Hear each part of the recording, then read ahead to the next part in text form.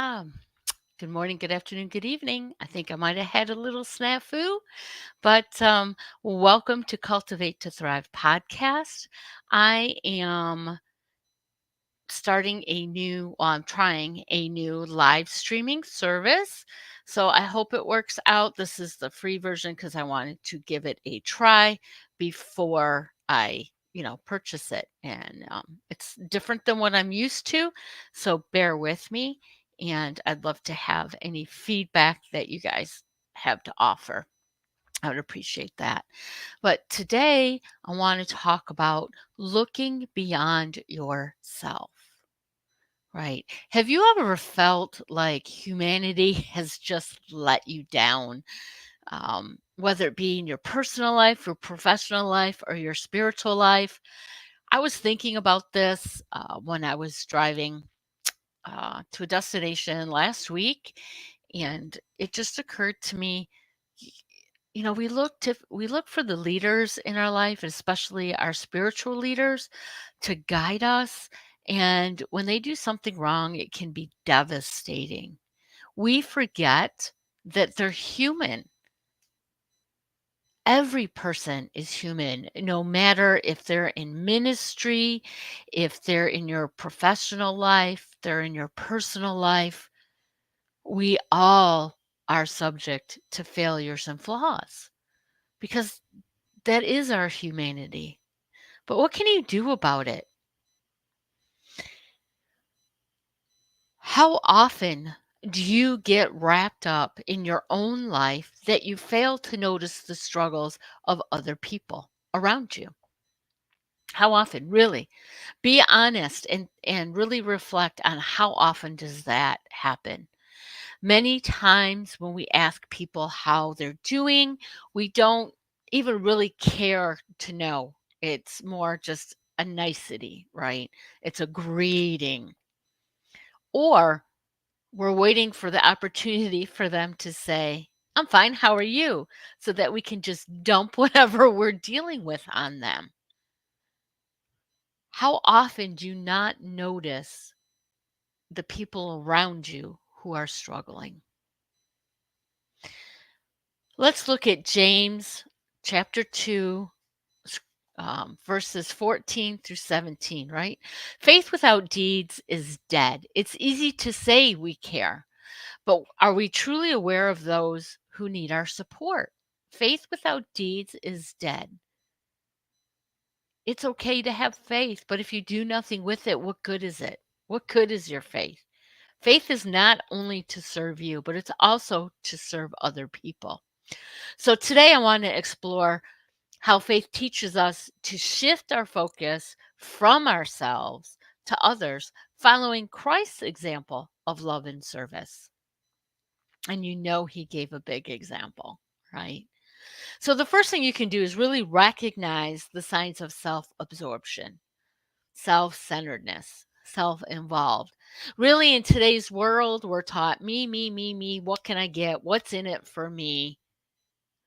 And it's not so much about service. Sure, there's some, usually in churches and things, or when the schools demand service hours to graduate. Now that's a demand. That's not really teaching our kids to be adults who serve or kids who serve. That's just something we check off to get our accomplishment, because true service comes from the heart. Are you so busy with your own problems or goals that you miss what's happening in other people's lives? So, some examples are a friend who's struggling in silence, who doesn't share, right? A coworker who's overwhelmed with work. Now, mind you, that doesn't mean you're not struggling and you're not overwhelmed. Or a neighbor feeling isolated. How often are you out driving and you see somebody on a street corner panhandling? Now, we can get into discussions about, if it's their choice of employment, of an income, or if they're truly struggling with something. There's homeless people everywhere in the cities, in the countries. Do you see them? Are they invisible to you? Do you ignore them? We hear about people in nursing homes who have no family to visit them. There's lots of people struggling in this world. Do you see them? Do you hear them? Proverbs 21:13. Whoever shuts their ears to the cry of the poor will also cry out and not be answered. We're born to serve. We're created to help other people. When we focus solely on ourselves, we risk losing our sensitivity to the needs of others. Really, it gets so easy. I know when you see people on the corner panhandling to just look straight ahead and ignore their needs. Another thing, it's like, well, where's their fancy car parked, right? It's so easy to ignore what's going on in the world. Even though if you watch TV, especially late at night, there's commercials, about kids with cancer. There's commercials about third world country people and kids, especially kids starving. You see even the animal commercials, right? The SPCA ones. There's so many opportunities for us to step up and help in whatever way we can. But many times we're so blinded and so self-absorbed and focused on our own needs and wants. Many times it's a want, and there is a difference between a want and a need, that we don't even pay attention to those closest to us who are hurting, who are in need. It's so easy to be able to tell when someone, and especially someone that if they are in need or hurting. Um, there is a way to really recognize the signs of self-absorption, self-centeredness, right? Where you think the world revolves around you. You hear that a lot.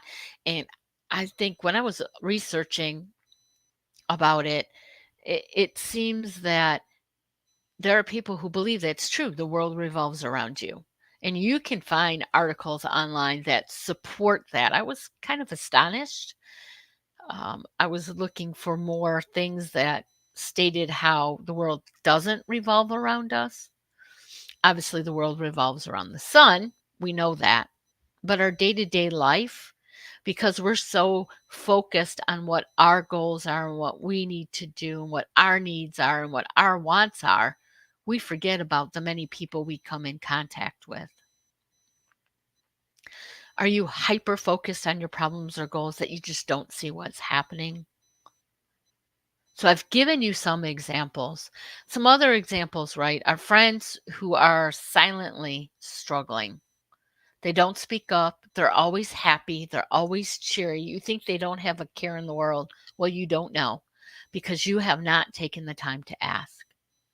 Your coworkers. These are people you work with every day.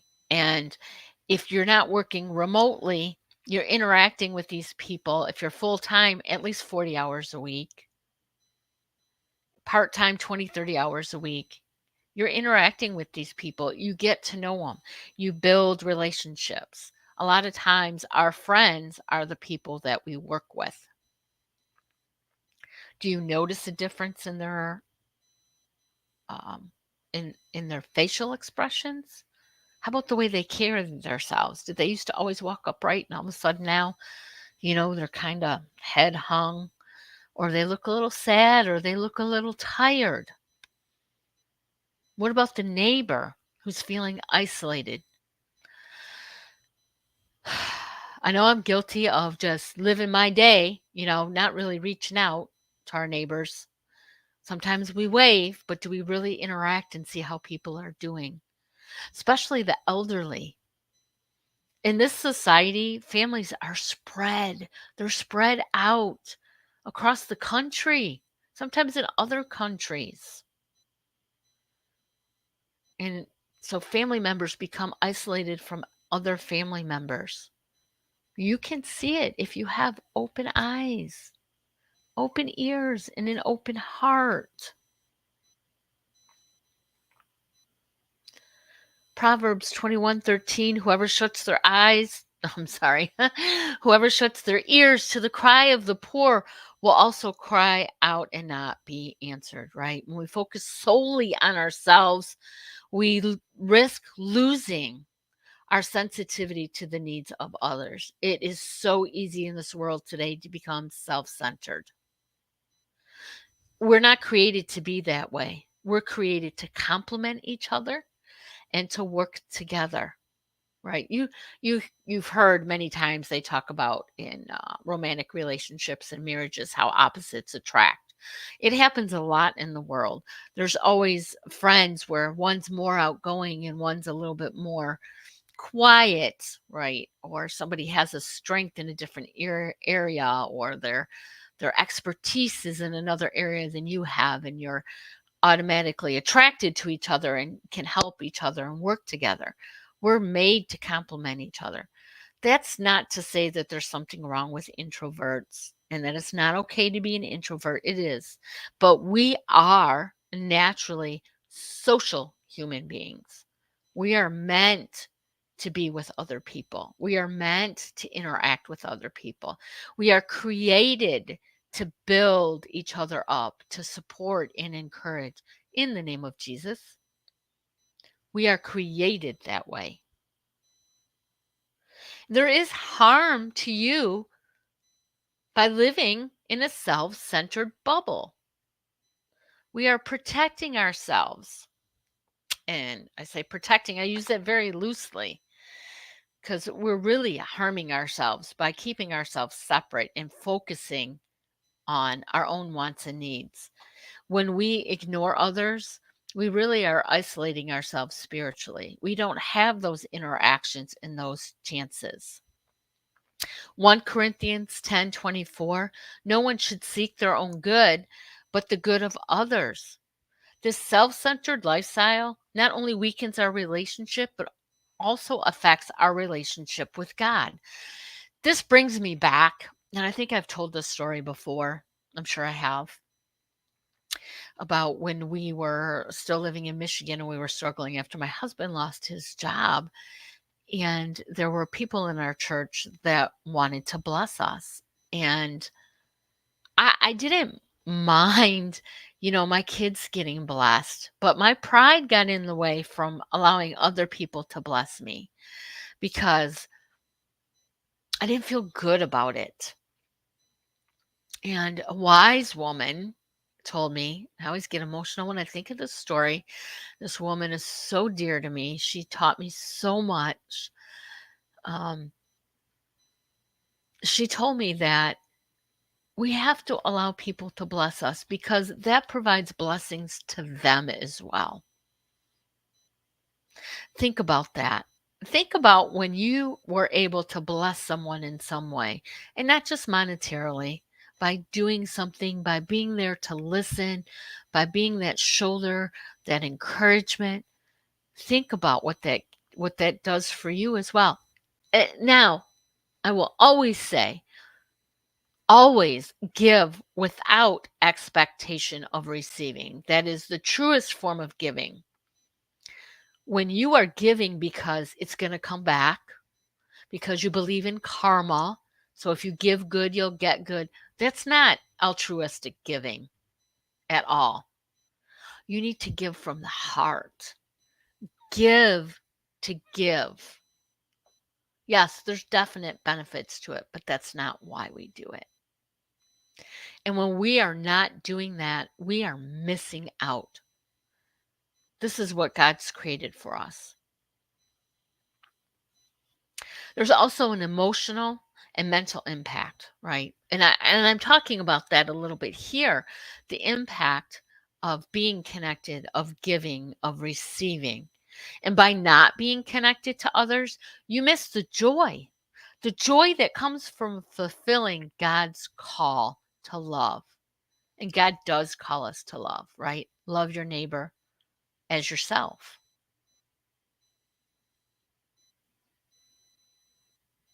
So when you see that person who's in need, would you want to be forgotten and left to the side?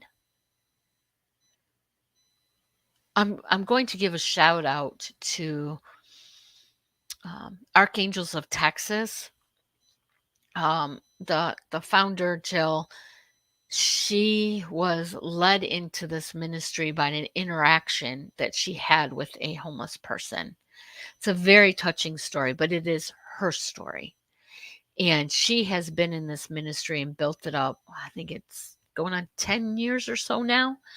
And it's been a labor of love, and it's definitely been a labor. And if you want to learn more about them, it's archangelsoftexas.org. So you can check them out. They do take donations. They do very good work with the homeless people. And they specifically serve in Brazoria County, but her reach is going further because she understands the value of a person. She understands what it feels like and what these people are going through when they don't have that love, that support, that connection, that service.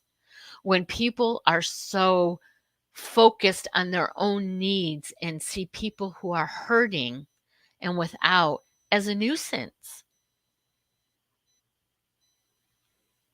It's her service to these people.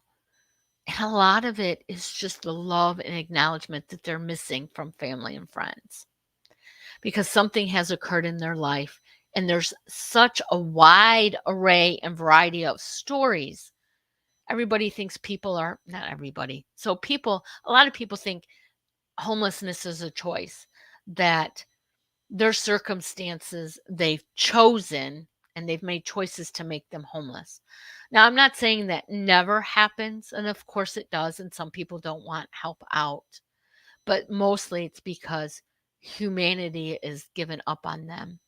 When we see a stray animal, we immediately go, poor animal. And it's true, it's the poor animal. But when we see a homeless person, we're immediately forced into judgment of what did they do? They probably deserve it. Really think about it, reflect on that. So, how do you shift your focus from self to serve so that you can see and help others? I want to offer you some steps on how to change and how to break free from being too involved in your own world. And remember, we are all human, we're all flawed, we're all sinners, and we're all on this journey together. And I am just as guilty as the next person that gets so involved. Got to consciously and be intentional to pull yourself out of it and remind us that we are not the most important person in the world. We're just not. So step 1 is always pray, right? Matthew chapter 7, verse 7, ask and it shall be given to you, seek and you shall find, right? Now, I know I've talked about this before. It was kind of a joke, but in all seriousness, in the prayer group that I was in back in Michigan, we talked about when you pray for something, God is going to provide opportunity, and the opportunity is going to be learn learn, practice, and grow. Right. So when we ask for patience, God is going to provide opportunities to be patient. He's not going to just say, boom, you have patience. No, you have to earn it. You have to work towards it. You have to grow for it. Right. So the same thing is for being open to being able to see what people need. You need to have open eyes, open ears, an open heart, and your mouth needs to be limited to how much it's open. And remember that how much you can ask, see, and be involved depends on the relationship that you have with the other person. There has to be that trust build up for that person to be able to really open up and share with you. So you need to work on that. And I've talked about trust in the past. But if you're interested in building trust and need some guidance, do reach out because I can help you build trust in relationships. So do ask guys. Do as God, to be open, to be able to see where the needs are. But you have to make sure your heart is open as well as your ears and your eyes. You have to be open to see it. You have to be open to the opportunity. And you have to be willing to provide, right? So step 2 is that active listening. James 1, chapter 1, verse 19, be quick to listen, slow to speak, right? Engage in conversations. Really listen to people's stories and struggles. And sometimes they don't come out, people don't come right out and say what their need is. Because, like I said, I my pride got in the way and I didn't want to ask for things for myself. I I just didn't. It made me uncomfortable and it still kind of does.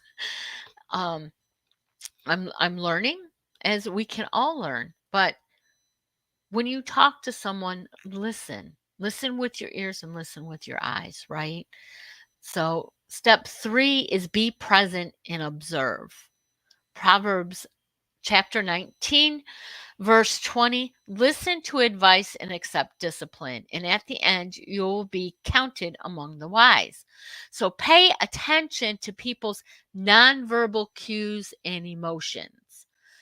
Like I stated earlier, you can often see by people's expressions or body language what's happening. That's why when I have a coaching engagement, I often coach virtually. I prefer it to be in a video format versus just audio versus a phone call, because so much is told by how a person reacts or acts, by their body language of what they're dealing with or what they're shielding. That's the other thing, because people aren't always just open to tell you what's wrong. And I also, let me get a drink. I want you to know and realize that always what you're told, it may not be the underlying issue. Those may just be symptoms of what they're dealing with. So you really need to listen intently and reflect on what's being said. Don't be quick to offer advice or solutions, but really be there and listen. Sometimes that's a lot what people need anyway, is just someone to really hear them. And step 4 is to serve with intent, right? Galatians chapter 6, verse 2, carry each other's burdens, and in this way you will fulfill the law of Christ. So be very intentional with your actions, but do take action. Offer to help a friend in need, volunteer, or give time to someone who's hurting. Now, you have to make sure that you can offer something that will be of value. If you notice someone has a messy house, it may cause them more stress for you to offer to clean their house because of the way they feel about it. It could be an embarrassment to them, it could make them feel weak. So, you might want to ask questions. Where can I offer help? Or really listen to what they're saying so that you know what is the proper way to help them. And you may not have the skill set that they need, but you might be able to offer another solution or connect them with someone who can offer a solution. It might be like when I'm talking about the dirty house, that they understand they can pay someone to come and clean their house and help. Okay, so there could be a variety of hindrances. One could be the funds. They lack the funds.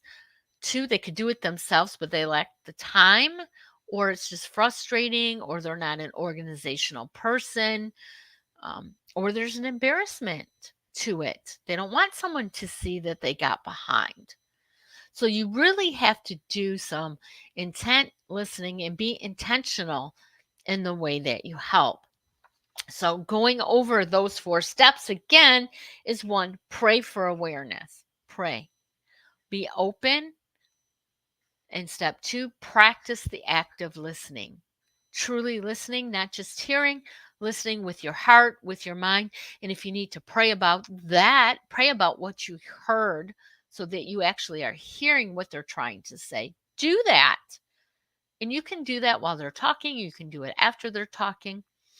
And step 3, be present and observe. Be present and observe. Step 4, serve with intent. Serve with intent. Now, you do want to make sure that you're balancing your self care with the care for others, because we cannot just continue to give and give and give and give and everything's going to be okay. Much like on an airplane, when the oxygen masks drop, you cannot go help every other passenger get theirs on if you cannot breathe yourself. So make sure you are taking proper care of yourself. You're eating properly. You're getting the proper rest. You're getting the exercise you need. You're getting the mental stimulation. Your emotional well being is taken care of, as well as your spiritual well being is taken care of, so that you can properly take care of others. Proper care of others does not mean neglecting yourself. Even Christ took the time to rest and pray, but he never lost sight of his mission to serve others. Check out Mark chapter 1, verse 35, and Matthew chapter 14, verses 23 to see what I'm talking about. We can care for ourselves while also being mindful of other people's needs. Boundaries are important, but so is compassion. Some people need to learn to say no. There are people who will take advantage of you. There's something they just don't want to do.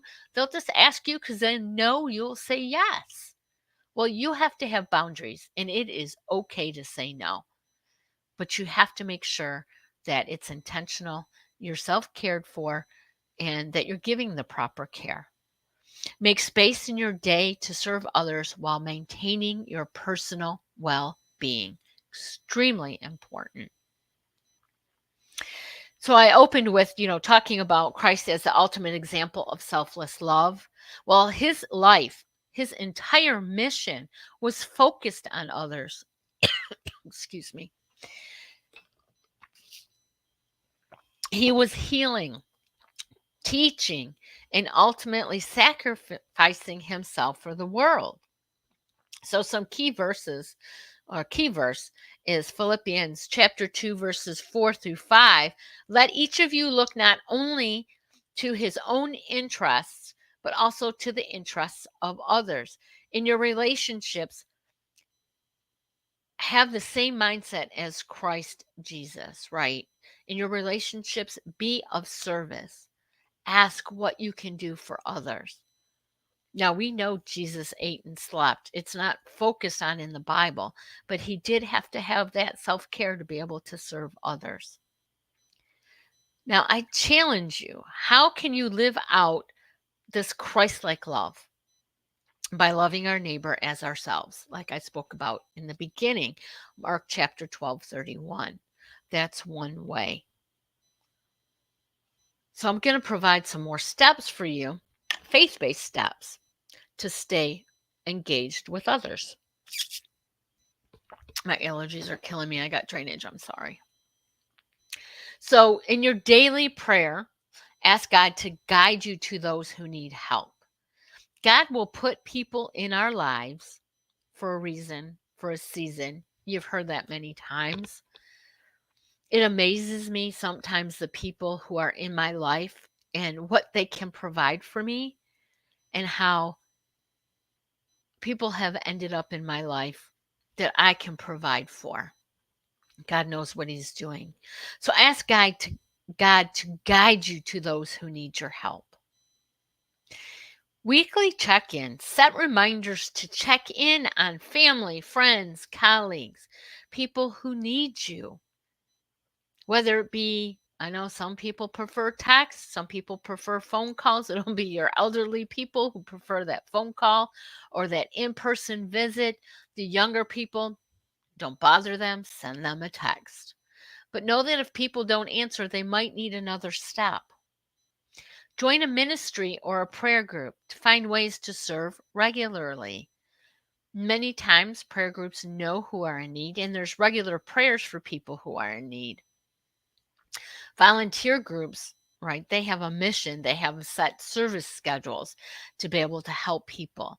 If you cannot figure out how to serve, if you're falling flat, these are easy ways to get plugged in before you find your own niche. And remember, when you volunteer, you're going to want to volunteer where you have natural talents and abilities that you have built upon to be strengths, because you'll be able to serve more eagerly. The people will see the joy of the service, they'll feel the joy of your service, and it'll provide you with joy as well, because that's what God blessed you with. Limit your distractions. Reduce time spent on personal entertainment or social media to stay more aware of your surroundings. How easy it is it for us. It's so easy because we have our phones right there all the time.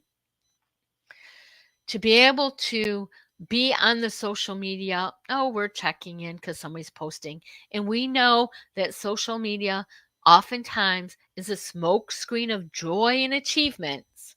Many people don't share their struggles unless it's to share the struggle to look what I did now and look what I can do for you.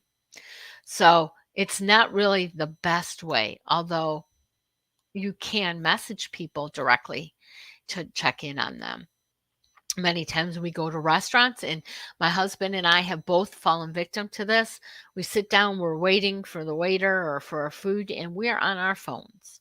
It's like, set it down, face to face eye contact, and interact. Look around you when you're in airports, any place you're waiting, doctor's office, and look around. You can see people who are in need. Strike up a conversation. You may just make someone's day. So these practical faith-based steps will help you stay engaged with others, right? Daily prayer, weekly check-ins, join a ministry or volunteer group, and limit your distractions. So I want to leave you with some final thoughts and a call to action and some scripture to reflect on. Focusing on others isn't about neglecting yourself. Remember that. It's about finding balance through faith. It's about serving with the talents that God has provided you to serve. And to remember, we are made to serve. Love your neighbor as yourself. How will you start shifting your focus today? Who can you reach out to? Pray for God to reveal those around you who need love and care. The scripture I want to leave you with today is 1 John chapter 4, verse 7. Dear friends, let us love one another, for love comes from God. Love comes from God. He has given it to us. So remember that. If something has struck in you that you can identify with, or you think someone else can identify with, please share this out. And if you are watching via replay, please do use hashtag replay. I'd like to see, where people are coming from, and do drop a comment with where you have joined me from. Do subscribe to my YouTube channel. I appreciate it. I appreciate you. Go and serve. Have a blessed rest of your week.